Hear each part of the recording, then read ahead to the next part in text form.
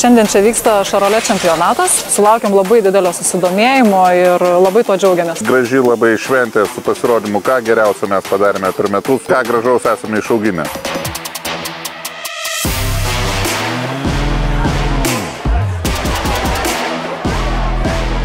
Atvykęs vertintojas iš Prancūzijos vertina geriausius Lietuvos Šarolė veislės galvijus.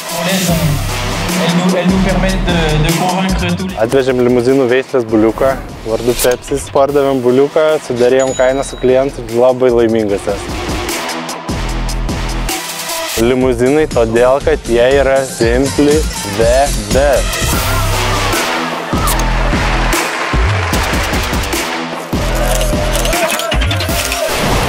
Jautienos krūtininė. Atrodo viena iš paprasčiausių, bet daugiausiai dėmesio ir laiko reikalaujanti jautienos dalis. Nėra recepto, kaip ją iškepti. Jeigu pagal receptą bandysi iškepti, niekada nesigaus.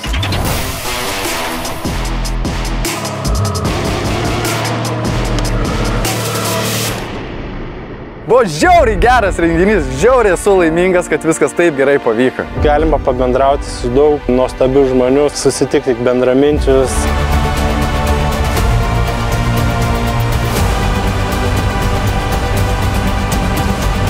Pasigiriam pasiekimais ir laukiam sekančių metų. Tikimės, kad šis renginys taps tradicija.